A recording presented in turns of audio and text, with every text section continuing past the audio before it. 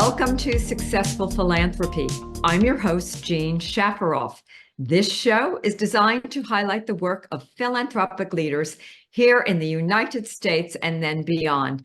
Today with us, Sarah Kautz. Sarah is the executive director of the Southampton History Museum, located in Southampton, New York. Let's all welcome Sarah Kautz. And Sarah, it is a great pleasure to have you on Successful Philanthropy. I understand you recently joined the museum as executive director, and my first question is, can you tell our audience a little bit about the Southampton History Museum and exactly what it does? My pleasure, Jean, and thank you so much for inviting me to join you today. Appreciate it. Yes, I joined the organization in September of 2023, so still very new. Still learning a lot about this organization. It's over 100 years old. It was established in 1898, incorporated in 1910. We are also a New York State chartered museum. We operate 4 heritage sites, separate sites, that together encompass 14 separate historic buildings. And we also host a number of exhibitions, archives, a research center that's open to the public and professionally staffed. And of course, we have a tremendous collection of objects that are on display in our historic buildings. And our mission is to promote and educate the public about the history of wider Southampton. So that includes the village as well as the wider town. As many of your listeners may or may not know, we have a village of Southampton and a town of Southampton. So our mission has incorporated the wider sense of Southampton in all of its iterations and cultural and historical significance in the wider world. Yes, now a question I want to ask you. History is important to me, and I think it's important to most of the people living on the eastern end of Long Island. They're curious about the place where they have a home and they want to know more. Do you find that the community in general is interested in the history of Southampton and the surrounding areas, or not so much? Oh, yes, very much so. And that's everybody. That's the summer visitors, of course, that the Hamptons is very well known for, but also the folks who live here year round and everyone in between. Everybody, in my experience, not only locally here in Southampton, but across Long Island, New York, and really the world, people everywhere share a common interest in history. And I'm an anthropologist by training, so it's something I've noticed that it's something that brings people together, no matter where you're from, no matter what language you speak. History is always an interest, and more not just now, but in the past. So one thing that got this organization, Southampton History Museum, started in 1898 was the 250th anniversary of the founding of the colony of Southampton by English settlers in 1640. So that kind of sense of anniversaries, the past kind of comes around, especially in an anniversary or a centennial. Things seem to really kind of come back and people are like, oh yeah, I remember that. That's a really important thing that happened here. So here on the East End, we have a really, of course, a fantastic history over the last, any given period of time, but going way, way back to the early founding of the colonies, of course, of the country. There were many Revolutionary War patriots and a really rich history of that era, through to whaling, through to the more modern period, World War I, World War II, right up all the way to the recent past. And even contemporarily speaking, we're always interested in things going on in the world that are going to make a big difference, maybe not in 5 or 10 or 20 years, but in 50 or 100 years. So collecting things that are going on, like COVID, for example. Many local organizations, including this one, were interested in documenting that going forward, things happening right now that might become historic. So yeah, a really broad breadth and scope for this organization that's in some ways historic in its own right, and also very well aware of its own history. And many other organizations like us on the East End do have that sense of history about the organization, as well as the properties we own and steward, to make sure that history is here for everyone to enjoy and learn from. Now, I want to ask you a little bit about certain things in the history of the eastern end of Long Island, because it's very interesting. I know when we drive into Southampton, there's a sign that says established in 1640, and you can't help but wonder what life was like back then. What was life back then like? Any idea? Yeah, in some ways very different, but in some ways very similar. So, very focused on daily life. Things like, how do we eat? What do we wear? Building a home, making sure, people are fed, educated, have safety, all these things. Interest in commerce, relationships between communities, very much a part of colonial history. Farming, fishing, the intersection of the cultural interactions between of course, the Shinnecock people who are ancestral lands make up Southampton, as well as contemporarily speaking, the Shinnecock are still here.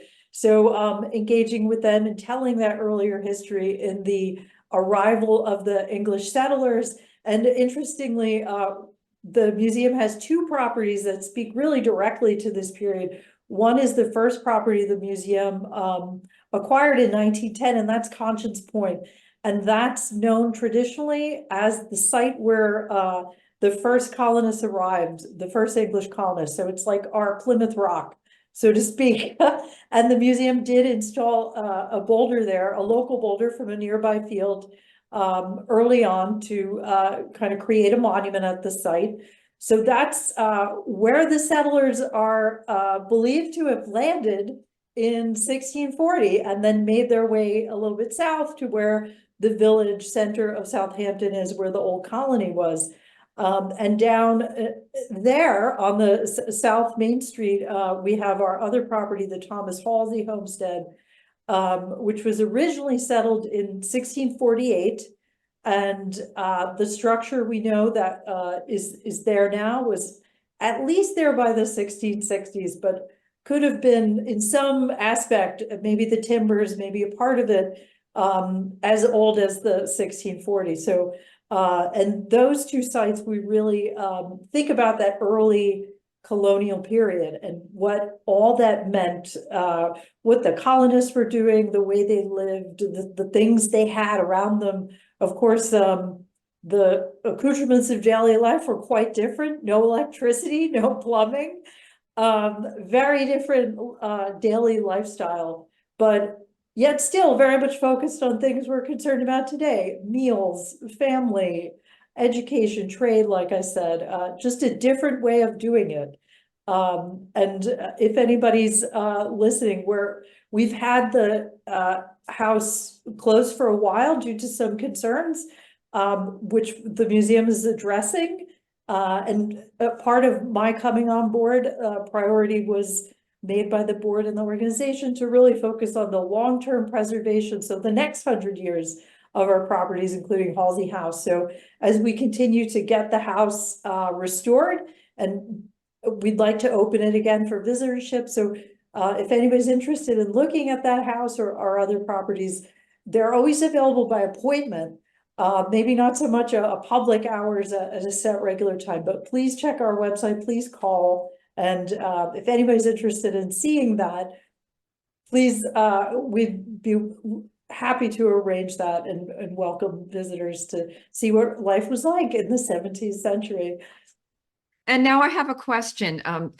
we have this migration every summer of many, many New Yorkers, and now people from all over the world who come out to the Hamptons for summer vacation.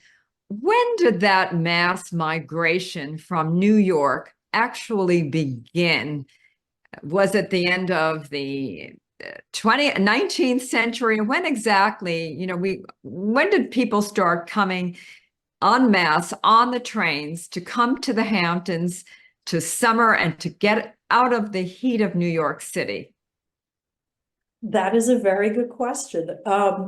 One thing to kind of keep in mind is the East End was always a sort of place where certain communities were very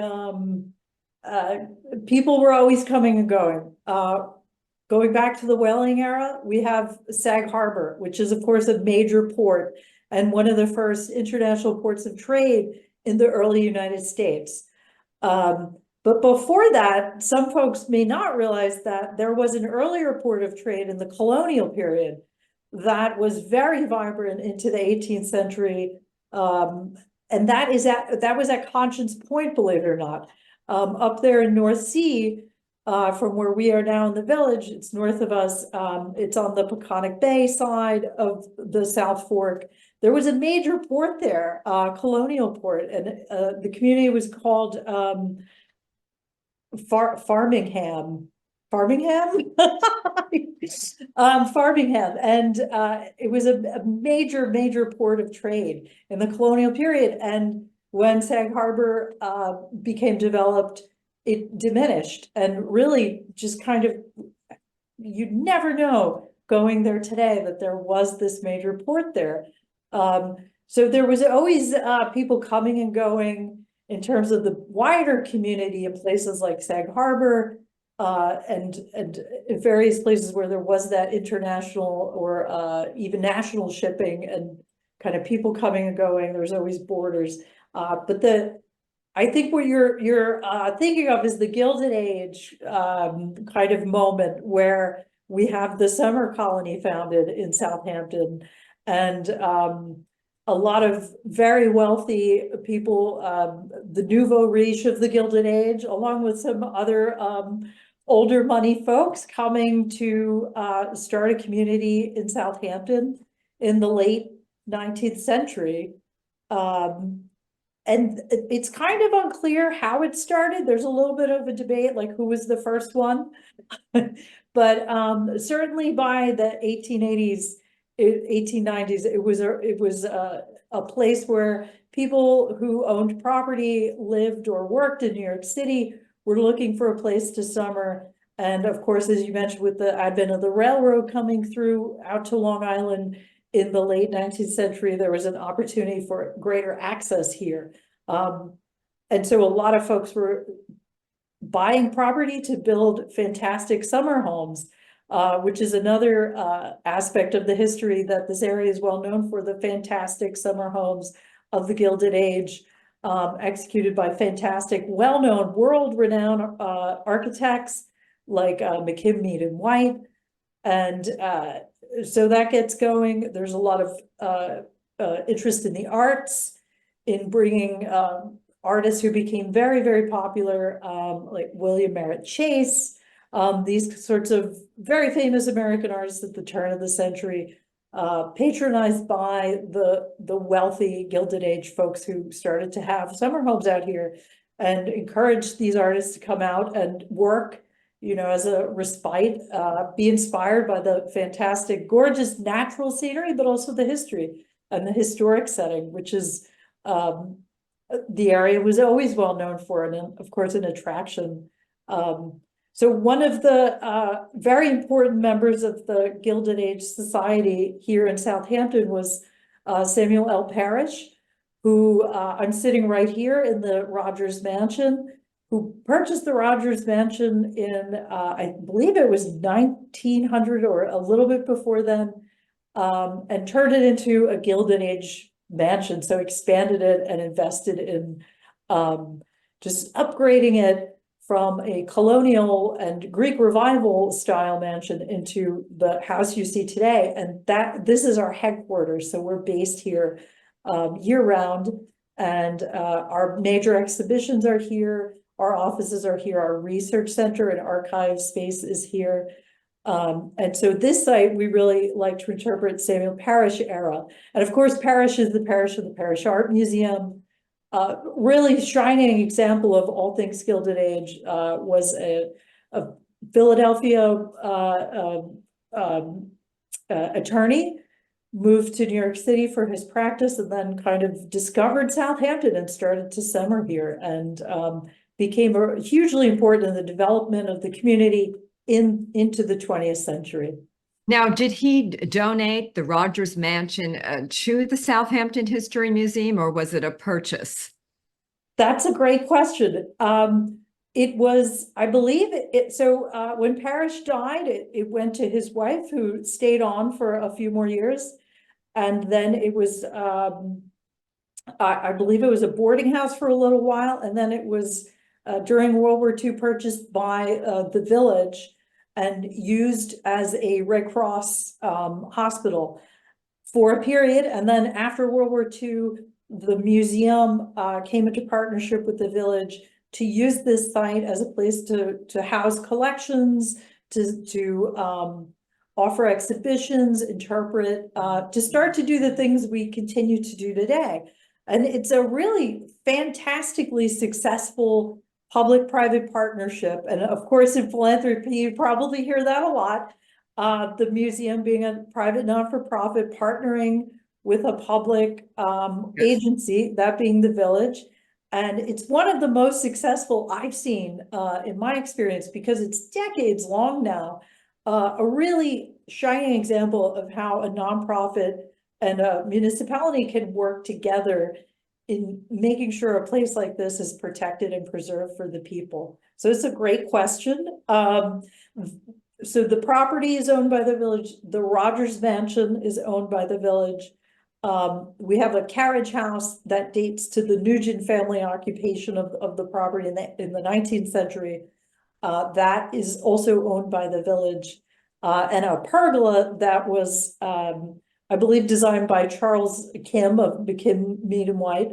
And that's all original to the site. The other buildings, the Sayre Barn, the paint shop, some of the outbuildings, the one-room schoolhouse that school groups really love to visit when they're here.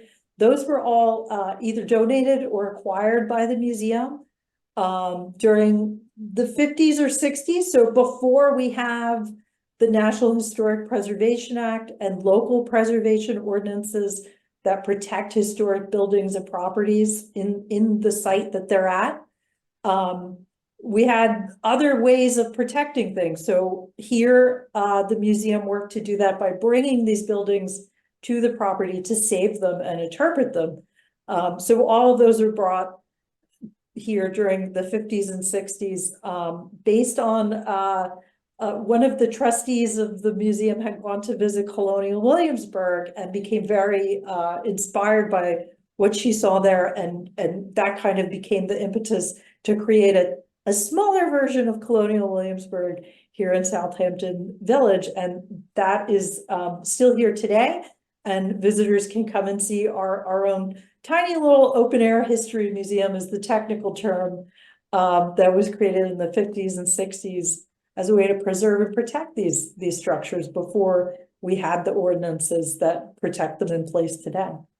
Now, one of the things that I've always enjoyed at the museum are some of the exhibits. And one of my favorites was an exhibit documenting, I think it was the Great Hurricane of the 1930s. And I think when people come to the museum and they see some of these exhibits and they learn about the history, they also learn about potentially what could happen in the future. And how is the Southampton Historical Museum used as an educational site for young children?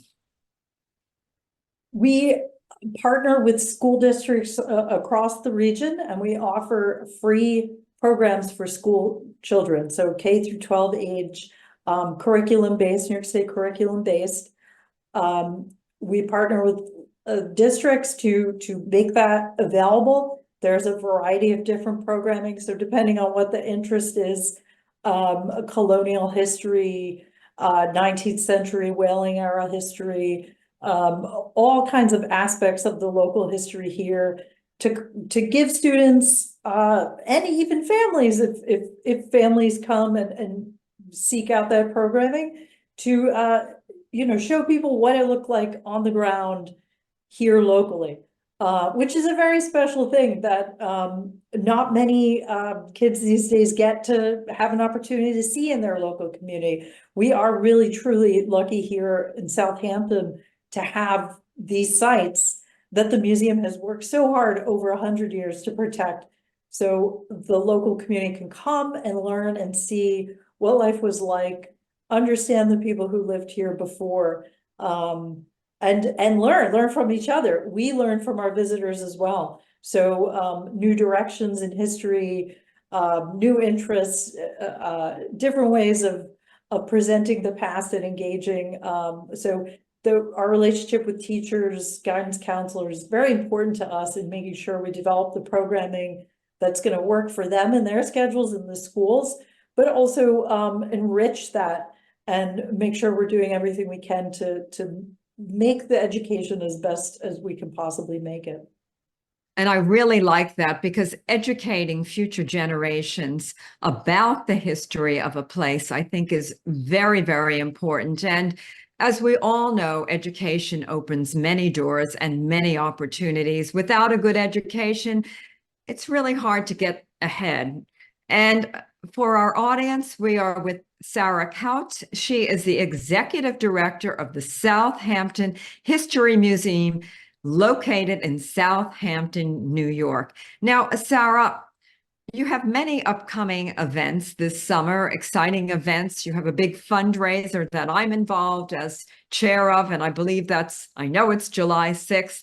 Can you tell us a little bit about what these fundraisers mean to the Southampton History Museum and why they're so very important?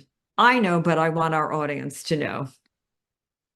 It's the Halsey House Gala, which is our annual gala held at the Thomas Halsey House Homestead, which I had been speaking about earlier.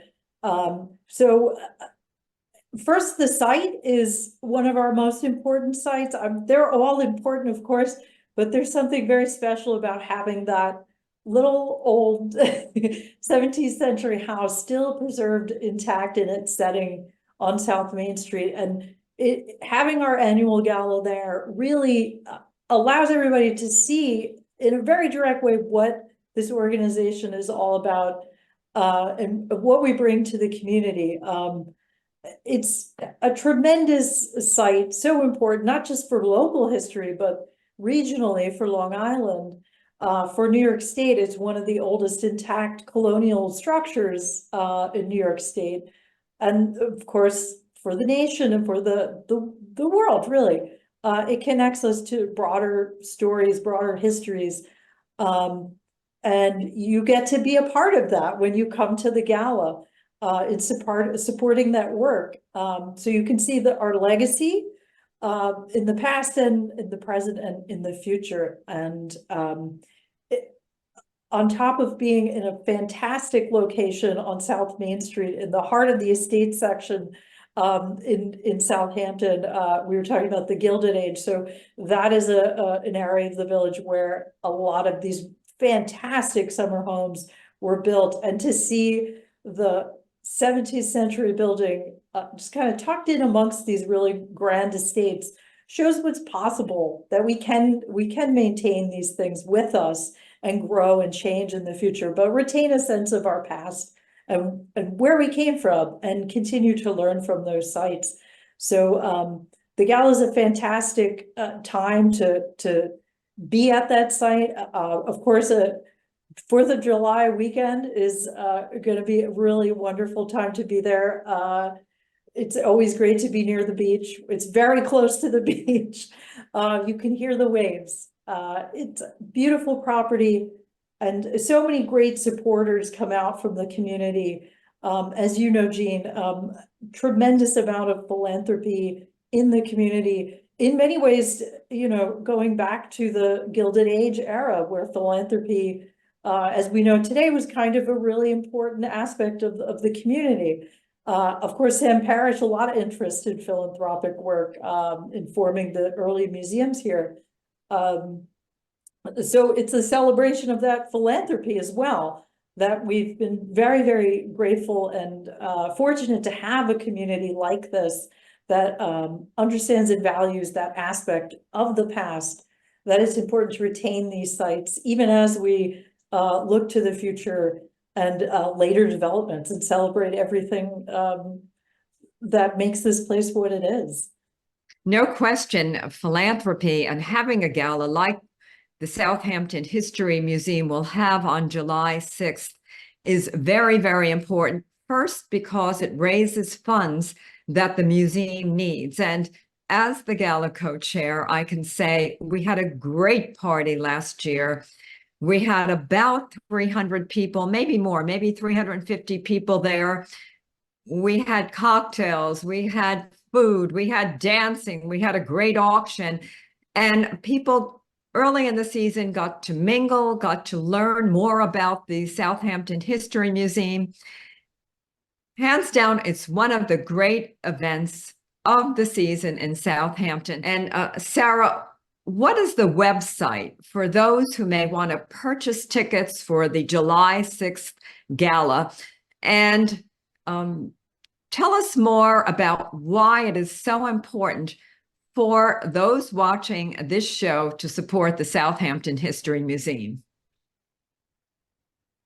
The website is southamptonhistory.org, and it should be on our webpage. We have a landing page that has our calendar of all of our upcoming events, and you can find our Halsey House Gala there. You can also find it by searching. We have a search bar. You could just search for the gala and that will pop up. And tickets are available, as are sponsorships. If there's anybody out there with a business who would like to sponsor, we would love to have you. And the gala is so important because it's our major fundraising benefit event of the year. It supports everything we do, including our free educational programs for school kids, and as well as the preservation of all of our properties and buildings and making sure they're well maintained, in good condition, and that they'll continue to be here for another, in some instances, 400 years. Yes, and as I recall and remember well, each year the gala is fabulous. We're sold out and just having fun. As the chair of the gala this year, I invite everybody to purchase tickets. You'll have a good time and you won't be disappointed. Sarah, you have been a wonderful guest. I want to thank you for all you are doing for the Southampton History Museum. I wish you much success in the future. I know you'll be a great executive director, and let's just pray for a great year. No hurricanes, no problems, and a great summer. This concludes Successful Philanthropy. Our guest today, Sarah Kautz. She is the Executive Director of the Southampton History Museum. I'm Jean Chaferoff, your host. I'll see you next week.